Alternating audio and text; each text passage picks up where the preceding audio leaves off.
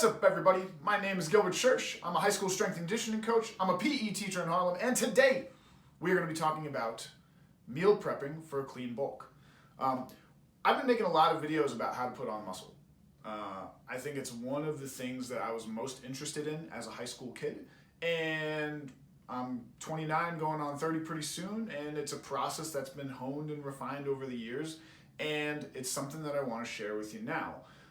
One of the most, possibly the most, like if here's sleep and perfecting like how to get a good night of sleep, right below it is preparing your meals for the day and being prepared for getting a substantial amount of clean calories or calories/macros that you need to consume in order to put on muscle.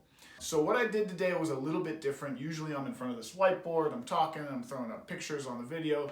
This time I figured I would just show you. So this morning I got up nice and early, like I always do, and I filmed the whole process of what it looks like for creating food for one day on the bulk. If it's not clear already that I don't know what I'm doing, when you see the videos hacked and spliced together, I'm sure that will be a conclusion you come to. But I figure you're gonna suck at anything the first time you do it. So this morning I shot a cooking show. What you're about to see is what I do pretty much every single morning, particularly on heavy training days. There is some variation with what I do it, but for the most part, this is how I go about preparing meals and preparing calories for the day. So I know that I have prepared myself for getting enough calories and enough protein and enough carbohydrate and fat in order to be successful in building muscle. So without further ado, enjoy watching the video, and I will handle some anticipated questions at the end of you watching it. Here we go. Enjoy. All right. Good morning, everyone. So totally a key thing to either bulking or cutting or whatever kind of goal you have for body composition or just changing how you look. A lot of that success comes down to how you meal prep. What are you doing to make your food? How are you making a plan? What are you doing to make sure that you are successful day in and day out? And for me, I'd say the most successful part of my day or what starts that success is the food I cook in the morning. Is my food prepared throughout the day? Do I have it ready to grab? If it's there, I'm way more likely to use it. If it's not there, I'm way more likely to stray from the path. So I'm going to show you what I do in the morning to meal prep. It is, let's see if I can get that clock in there. It's right about 6 a.m. in the morning. We are before the sun right now. So here we go. Let's give it a go. All right, so what you're about to see here is me just making some rice. Oh, baby. Very exciting stuff. First of all, if you don't have measuring cups, step up your game. You gotta have measuring cups if you're gonna do this right.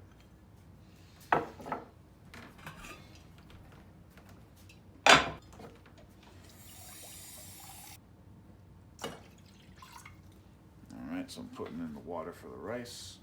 What's really nice about rice is you can just continuously add or subtract it to your diet, and it kind of is like your filler calorie. Right, that's why I like to make use of it. Really easily digestible, great for bulking or great for cutting. It's just super easy to measure, right? You don't have any problem saying, okay, if I'm slowly looking to gain some weight, I can just add a quarter cup of this each week to my day. And boom, I've just added 180 calories, and you do that nice and slow. And shabam, you're adding calories.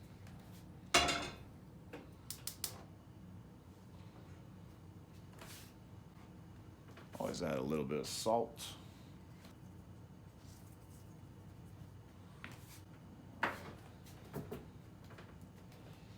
We're just gonna sit there and wait for that to boil. Next part, ground beef. Absolutely essential item you need. Number 2, food scale. Gotta have a food scale. Right, you got to be able to weigh and measure your food. This is how you keep track of things. It's the best. I love this thing. It's one of the best purchases I've ever made. So what I like to do is take the scale, stick it right there, Here's my ground beef. Me encanta.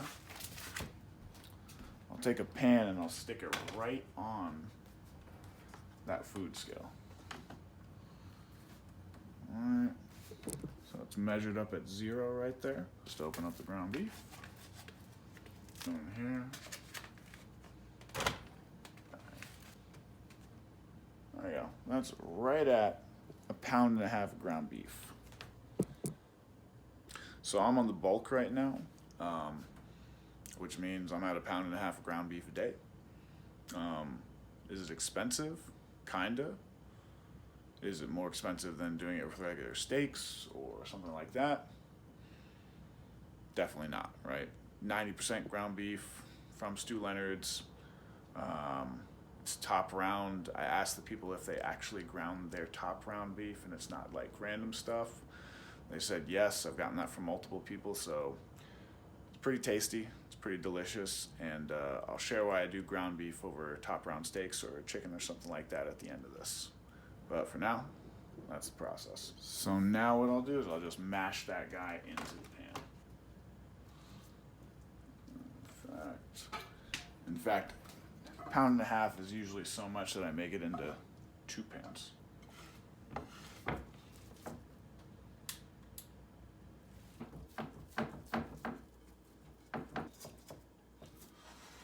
All right, so I got my 2 big hamburger patties. Check. Now all I do is salt and pepper it. That's it. That's all you need. Salt again. Kirkland pepper. Can't go wrong.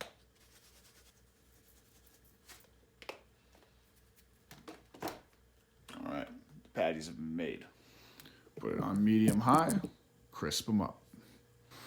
All right, and it looks like our rice is just about to boil, or the water for the rice is about to boil, so it's time to put the rice in. So last piece here is just to wait for that water to boil while the rice is in there. Stir it up, put a top on it, stick a timer on for 20 minutes. All right, so if you take a look at that rice, water is boiling, check. Cover it up. Boom. Okay, so what's cool about this is the bulk of my calories are already on the stove. They're cooking. I'm gonna crisp up the meat. I'm gonna make sure it's cooked thoroughly. I'm gonna make sure the rice is done after about 20 minutes. And once that's done, I'm just gonna mix those 2 ingredients up with a little bit of chicken broth in there. And again, that's gonna be the basis of all my calories for the day, which is awesome. All right, time to flip these bad boys. They're probably nice and crispy.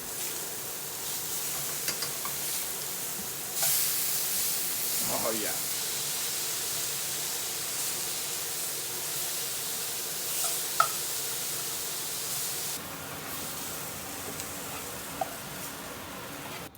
Okay, so maybe I burned it a little bit, but it's still gonna taste fine.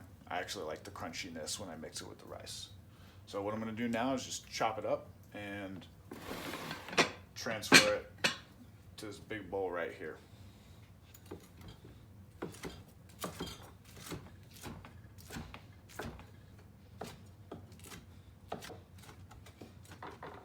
All right, it's all chopped up. Check.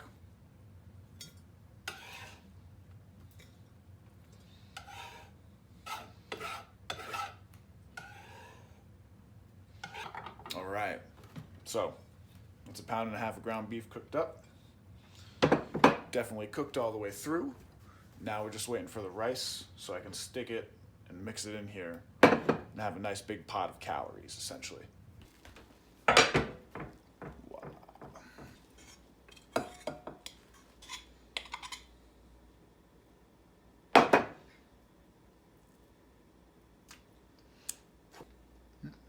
Got my rice, got my ground beef, a little bit more salt, a little bit more pepper. That was a lot of pepper. And then the final piece, and I gotta say this is the most important piece here, chicken stock. right? This adds flavor, makes it moist, so when I microwave it, it actually makes it taste good. This is just like a great way of adding flavor and getting a little bit more salt in there.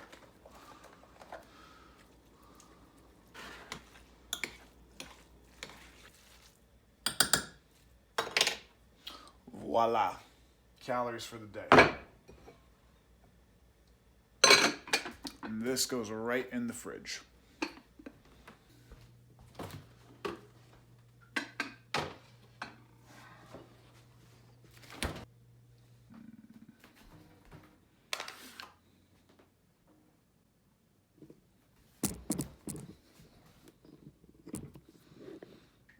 Okay, so that's how I make my breakfast. That's how I make meals 2 through 4. All right, the fifth one is dinner, which usually is some chicken breast and a whole lot of potatoes. When I'm in the orange room, I'll tell you a little bit about why I'm making the choices that I make. That's basically the morning meal prep. Right now it's about 7:45. Usually the process takes me about a half hour. It's clear I have no idea how to make a cooking show, so I was jostling with the camera and the tripod the whole time. So there that is. It took me a little extra time. Lastly, always do your dishes.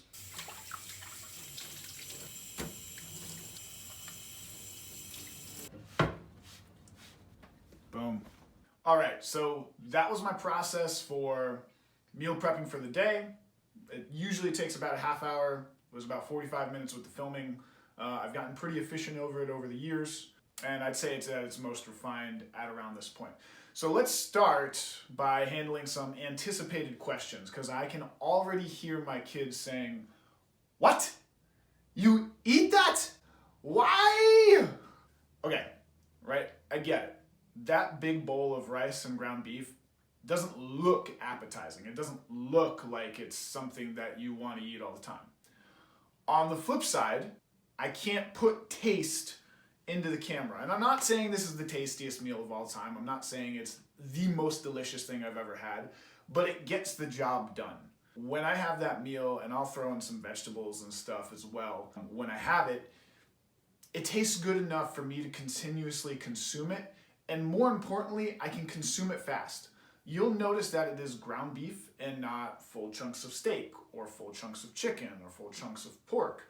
It's a ground meat, which means in some kind of funky sense that it's pre-digested, right? I don't have to spend a million years sitting there chewing it, right? When you're on the bulk, and what I've been doing for the past 2 months is essentially having 5 to 6 meals a day. The last thing I want to do is sit at a table with my fork and knife 5 times, sawing and chewing each piece 20 times. Ground meat is already very chewable, right? You just chew through it. And then that same logic goes for the rice, right? It's very soft. The chicken broth makes it moist. When I put it when I put it in the microwave and take it right out, it's very hot. So it's this mixture of like salt, chicken broth flavor, easy to chew ground beef, easy to chew rice, and I can finish a meal in under 5 minutes if I'm in a rush. At home, that isn't at such a big deal during this coronavirus time, but at the school, when I'm at school or I'm eating between classes or something like that, the ability to swipe a meal and just eat it as fast as possible is incredibly helpful. It's just, it's convenient. And again, is it the most tasty thing? No. Is it tasty enough with the addition of chicken broth, with the salt, making sure it's hot, making sure it's palatable in that way? Those are the things that I'm looking for when I'm making a bulking meal. So it hits my macros, it hits my protein amount, it hits the caloric amount that I need to hit for those meals, and most importantly to me, it's convenient. So that's why I go about making that meal. That's why I don't try and make it look appetizing or anything like that. For me, it's about the convenience and does it taste good enough? Next question. Question number 2. Damn! That's a lot of food! Okay, so not really a question. I get it. But I understand the sentiment behind it, which is, yeah, it's a huge pot of food that I get through every single day. And that's not even all of it. I didn't even show you dinner time, where I'm gonna have around 14 ounces of chicken and 1.5 pounds of potatoes. It's what the clean bulk is. When I say clean bulk, generally it means I'm trying to put on muscle without putting on too much fat, and I'm trying to make use of really, really high nutrient dense foods. Unfortunately, high nutrient dense food in micronutrient world means generally that the foods are going to be low in calorie by nature. Lean beef doesn't have all that many calories. Chicken breast doesn't have that all many calories, which means you have to have a lot of it to sort of hit the numbers that you need to hit. We've talked about how many calories you need to get and continue to be in a caloric surplus. So with that said, yeah, it's a lot. But on the flip side, what I will say is this is where divvying up your meals and trying to have 4 to 5 to 6 meals a day as opposed to 3 meals a day is really, really helpful. When I'm on the move, like generally at home during coronavirus, I just have it in that trough and I'll take it out of the fridge, I'll spoon a bunch into a bowl and then microwave it and then eat that. When I'm on the move, I'll just put a bunch and I'll divvy them up into thermoses like this. I'll boil the chicken broth, pour it in here, and then I have hot food all day, and they're just quick meals. And like I said, it's not hard to eat that meal. You don't have to chew a lot. I can go through one of these in 5 to 10 minutes. It's mindlessly easy. But yeah, doing a bulk when you're trying to eat clean food and not just crushing pizza and everything you see is a lot of volume. That's why I put such a high priority on making the food easy to eat and fast to eat and easily digestible. That's where I'm coming from on that. So, a lot of food, yep. Is it worth it? I don't know, we'll see. I'm documenting the process. Next question. Question number 3. You put a lot of salt on your food. How come? What's up with that? Thought it was bad for you. I've done a video on salt before, but just to remind you, salt is good for you. Salt is an essential electrolyte. If you're training hard and you're sweating a lot and you're consistently moving weights or doing long runs or any sort of substantial training, your body needs salt. Plain and simple. The other thing is salt increases your appetite. It's easier to eat salty food, right? Pizza, naturally salty. You're going to eat more of it kind of because it is salty. If you're trying to lose weight, this is kind of a bad thing, right? You don't want to increase your appetite. You want your appetite to sort of stay low, like chill out, oh my God. But on the bulk, trust me when I say you will get full, and you will get full a lot. And when you get full, you want things that can increase your appetite. When you start pushing 3,500, 4,000 calories, or whatever your calorie surplus goal is, you want to be in the business of trying to make your food as easy to eat as possible. I have been the kid who has been sitting there just like stomach full, everything hurts, and I'm just like, one more spoonful of mashed potatoes. Oh, one more spoonful of mashed potatoes. And it's miserable. It is so miserable. I've gotten a lot smarter over the years. I figured out how to bulk a little bit more efficiently. Salt has been a huge factor in that, and that's why I add so much of it to my food. And if I start like putting too much salt on, guess what you do to fix that? You just drink more water. All right, you've made it to the end of the video. If you've made it this far, please drop a like, please drop a subscribe, and I shall end with 2 shout outs. Shout out number 1 to Stan Efferding. I've basically stolen all of his content and stuck it in this video. He's the guy who came up with a lot of this stuff, and I've just showed you my own refinements of it. So, thank you, Stan. I'm sure you won't mind when I share to my like 63 plus subscribers. Crushing it out here. Shout out number 2, Mike Sabato. He came up with this great shirt, and I think it fits the video today perfectly. But here it is. Train hard, eat real food, always be thankful. Emphasis on the eat the real food part today. And of course, always be thankful. But until next time, I'll see you then.